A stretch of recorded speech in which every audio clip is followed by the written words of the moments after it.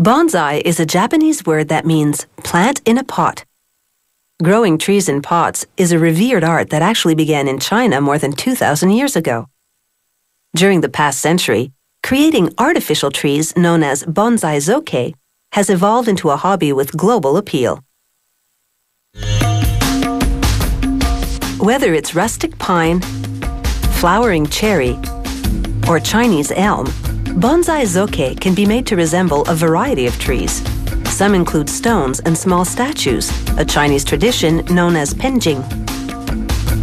A craftsman starts by wrapping 13 strands of wire with stretchy, sticky tape used by florists. He uses 13, partly out of respect for a traditional Asian preference for odd numbers. Later, these wires will form parts of the trunk and branches. He wraps the wires with strips of paper towel for thickness and flexibility. To hold the paper towel in place, he wraps the ends of the wires with more floral tape. He then separates clumps of plastic pine needles from their branches. Ironically, this fake vegetation is imported from China.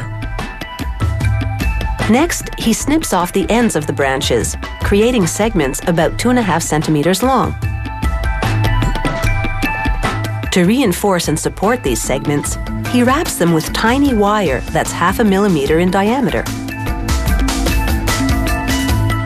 Next, he wraps the segments with floral tape to give them a more natural, branch-like appearance.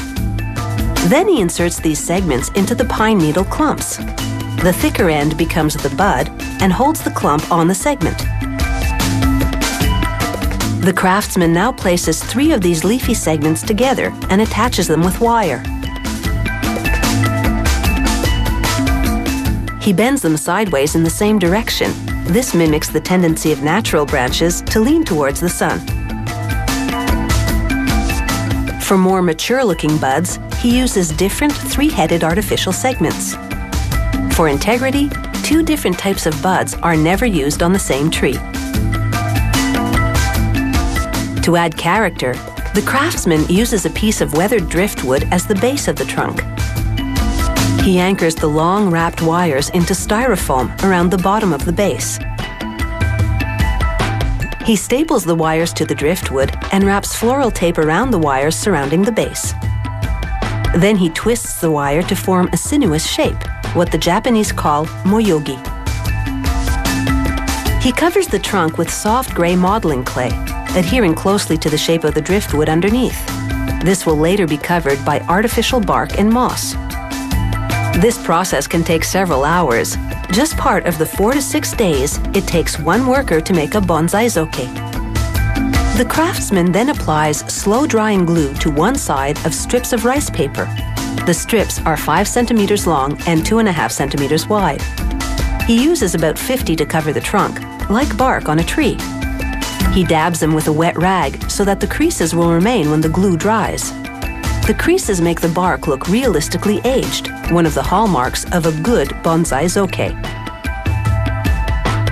Craftsmen are careful to place the branches in the traditional triangle shape. The lower branches must droop, as if weighed down by the elements.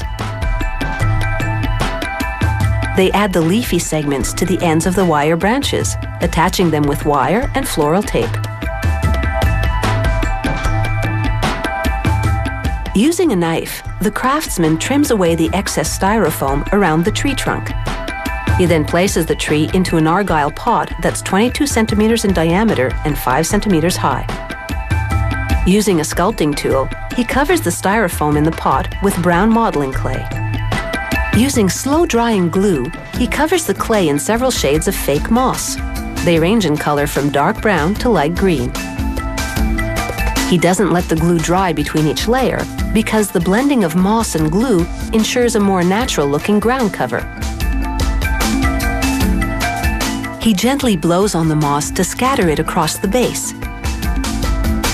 He also applies glue further up the trunk, adhering moss that's thicker and lighter in color to resemble lichen. The finished bonsai zoke is 45 centimeters high. It needs none of the constant care required by its natural twin. Depending on their size and complexity, artificial bonsais range in price from $50 to $800.